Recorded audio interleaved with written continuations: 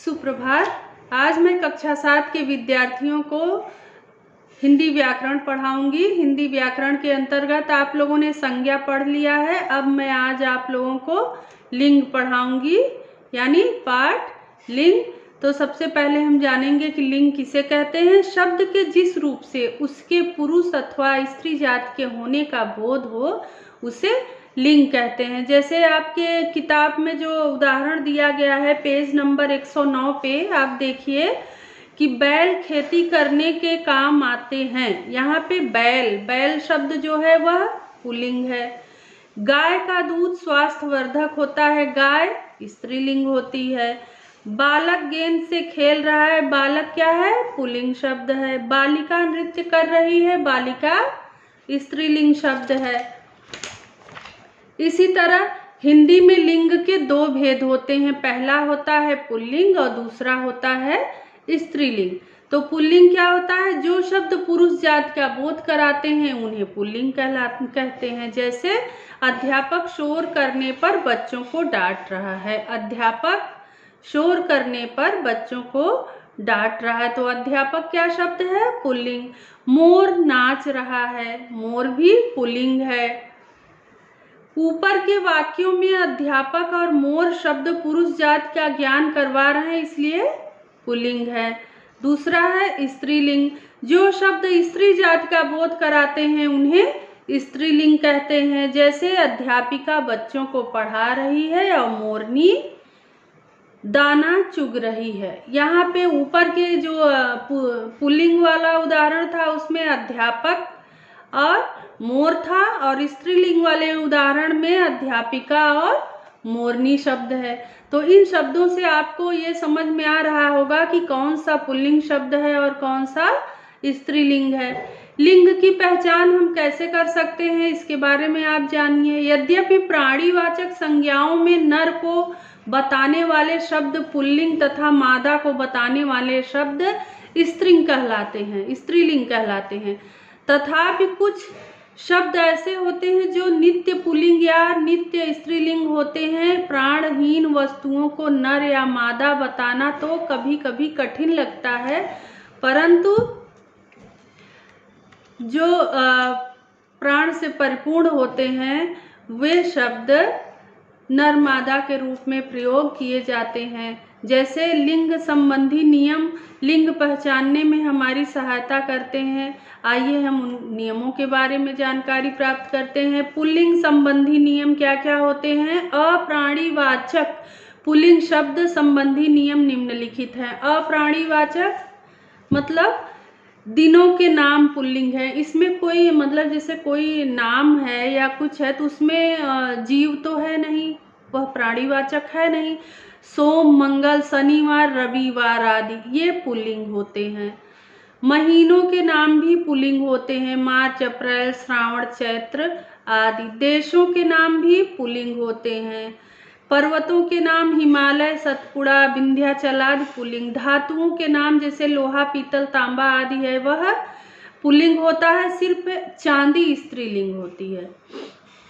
पेड़ों के नाम नींबू पीपल नीम आदि इमली नीम आदि जो है पुल्लिंग होते हैं, सिर्फ इमली स्त्रीलिंग होता है। ग्रहों के नाम चंद्र मंगल सूर्य आदि ये सब पुल्लिंग होते हैं, पृथ्वी स्त्रीलिंग होती है। समुद्रों के नाम प्रशांत महासागर हिंद महासागर अरब सागर आदि सब पुल्लिंग होते हैं। अनाजों के नाम चना बाजरा गेहूं आदि पुल्लिंग होते हैं, सिर्फ ज्वार जो है वह स्त्रीलिंग होती है।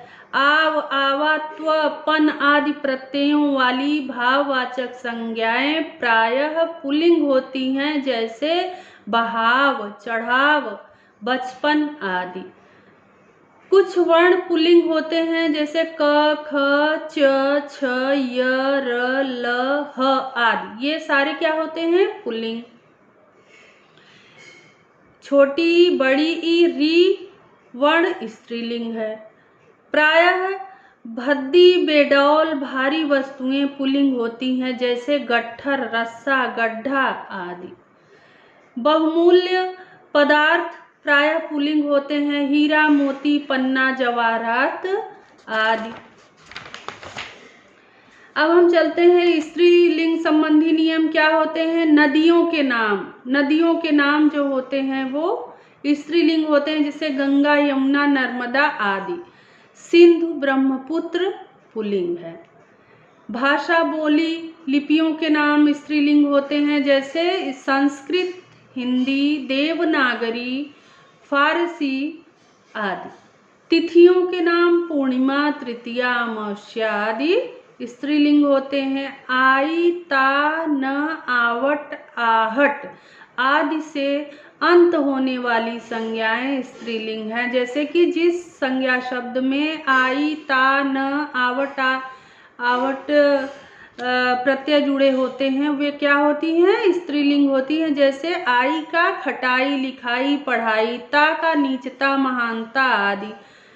न, जलन, तपन, चुभन, आवट, सजावट, बनावट आदि। आहट, घबराहट, मुस्कुराहट आदि।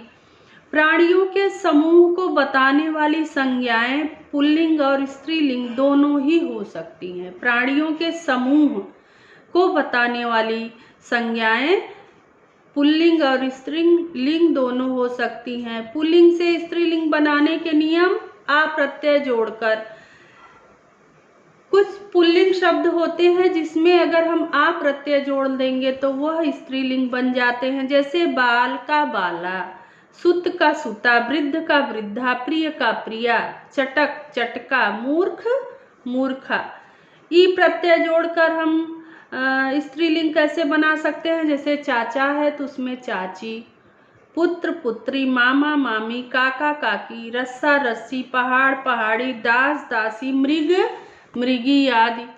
अब हम इया प्रत्यय जोड़कर कैसे बनाएंगे? प्रत्यय और उपसर्ग के बारे में सबसे पहले मैं आपको जानकारी देना चाहती हूँ, इसको यहीं पे रोकती हूँ कि जिस शब्दांश में कोई नया शब्द पहले जुड़ता है और एक नया शब्द पहले जुड़ता है उसे हम प्रत्यय कहते, उपसर्ग कहते हैं, और जिसमें बाद में जुड़ता है वह प्रत्यय कहलाता है। हम एक बार फिर से बता देना चाहते हैं कि जिस शब्दांश में पहले नया शब्द जुड़कर उसके अर्थ में परिवर्तन ला देते हैं, अविशेषता ला देते हैं, उसे उपसर्ग कहते हैं, और जिसमें बाद में जुड़ते हैं शब्द के वह प्रत्यय कहलाते हैं। इसी तरह इसमें हम प्रत्यय ही जोड़ रहे हैं। अब हम इया प्रत्यय जोड़ते हैं: बूढ़ा, बुढ़िया, चूहा, चूहिया, बेटा, बिटिया, बछड़ा, बछिया आदि। अब हम इन प्रत्यय जोड़कर कैसे स्त्रीलिंग बनाएंगे? माली, मालिन, तेली, तेलिन, नाग, नागिन, सुनार, सुनारिन आदि। आइन प्रत्यय जोड़कर बाबू, बबुआइन, पंडित, पंडिताइन, चौबे, चौबाइन, पंडा, पंडाइन आदि। नी प्रत्यय जोड़कर कैसे हम स्त्रीलिंग बनाएंगे? सिंह, सिंघनी, जाट, जाटनी, सरदार, सरदारनी। इनी या इड़ी प्रत्यय जोड़कर हंस, हंसिनी, हाथी, हथनी, तपस्वी, तपस्विनी, अधिकार, अधिकारिणी, अभिमान, अभिमानिनी, मनोहारी, मनोहारिणी। इसी तरह आनी प्रत्यय जोड़कर भव से भवानी, मुगल से मुगलानी, मेहतर से मेहतरानी, महाराजा से महारानी। इका प्रत्यय जोड़कर लेखक, लेखिका, सेवक, सेविका, नायक, नायिका। तो इका प्रत्यय जोड़कर पुल्लिंग शब्द में इका प्रत्यय जोड़कर कैसे स्त्रीलिंग बना वो मैंने आपको बता दिया। ता को त्री में बदलकर कैसे बनता है? जैसे दाता का दात्री, कर्ता का कर्त्री, नेता का नेत्री, विधाता का विधात्री आदि। मान को मति और वान को वती में बदलकर भी स्त्रीलिंग बनाया जाता है, जैसे रूपवान का रूपवती, गुणवान का गुणवती, आयुष्मान का आयुष्मती, श्रीमान का श्रीमती। भिन्न रूप वाले शब्द युग्म जैसे साधु का साध्वी, कवि का कवित्री, सम्राट का साम्राज्ञी, बहनोई का बहन, साहब का मेम, वीर वीरांगना, नंदोई ननद, विधुर विधवा, बिलाव बिल्ली, वर वधु इत्यादि। ये रहे प्रत्यय शब्द जोड़कर स्त्रीलिंग बनाने के नियम।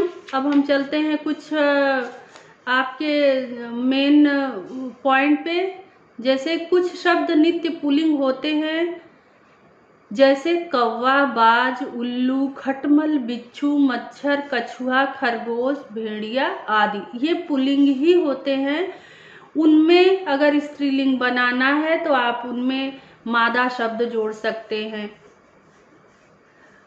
कुछ शब्द स्त्रीलिंग होते हैं जैसे तितली, मछली, कोयल, चील, मक्खी, मैना, छिपकली, सवारी, संताप आदि। अब इसमें आप नर शब्द जोड़ सकते हैं जैसे नर तितली, नर मछली।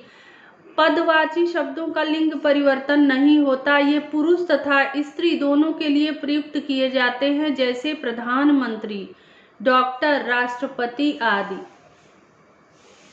अब हम चलते हैं अप्राणीवाचक संज्ञा शब्दों के लिंग का निर्णय कैसे किया जाता है। जैसे नदी, झरना, वृक्ष, कपड़ा जैसे अनेक संज्ञा शब्द अप्राणीवाचक होते हैं। प्राणीवाचक शब्दों के लिंग का निर्णय उनकी शारीरिक बनावट आदि को देखकर आसानी से किया जा सकता है, परंतु अप्राणीवाचक संज्ञा शब्दों के लिंग का निर्णय करना सरल नहीं है। अप्राणीवाचक संज्ञा शब्दों के लिंग के निर्णय के 3 आधार होते हैं, जिसमें तीनों आधार के बारे में हम आपको जानकारी देंगे। पहला है अप्राणीवाचक संज्ञाओं के लिंग का निर्णय परंपरा के आधार पर किया जाता है। दूसरा है वाक्य में प्रयुक्त क्रिया के आधार पर भी ऐसे शब्दों के लिंग का अनुमान लगाया जाता है, जैसे हमने पपीता खरीदा, उसने मूली खरीदी।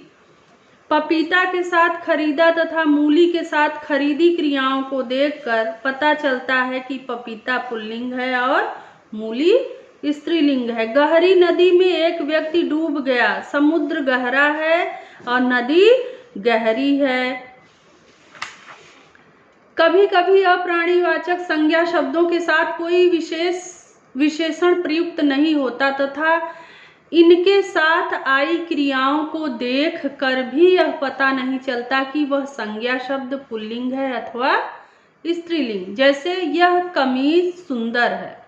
ऐसे वाक्यों में प्रयुक्त अप्राणीवाचक संज्ञा शब्दों के साथ कोई ऐसा विशेषण या क्रिया का प्रयोग करके देखा जाता है जिसके 2 रूप मिलते हों, जैसे यह कमीज फट गया, यह कमीज फट गई। फट गई शुद्ध प्रयोग है, इसलिए कमीज स्त्रीलिंग है।